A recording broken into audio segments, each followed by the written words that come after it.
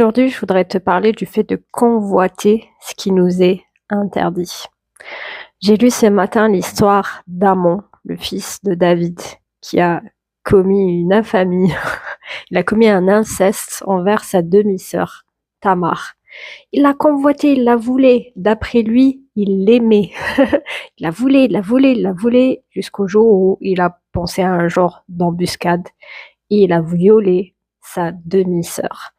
Et le plus surprenant, c'est que juste après, il a eu une aversion pour elle, une aversion totale. Il voulait plus d'elle, il la sentait plus, il l'a chassée. C'est juste horrible.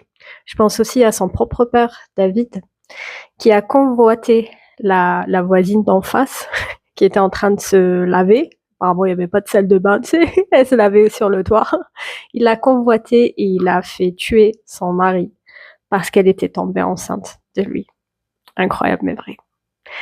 Et je me dis, si on connaissait la suite, peut-être que on commettrait pas ce genre d'action. Si on connaissait mieux l'histoire, on se dirait mince, c'est arrivé à un tel et ça n'a pas du tout marché. Ou est-ce que comment ça va se terminer cette histoire? Il réfléchira 2 fois. Quand tu convoites, essaie d'arrêter tout de suite ton imagination pour ne pas aller plus loin. Fuir, comme par exemple Joseph, le fils de Jacob, qui a fui la femme de Potiphar parce qu'elle le convoitait elle-même, tu vois.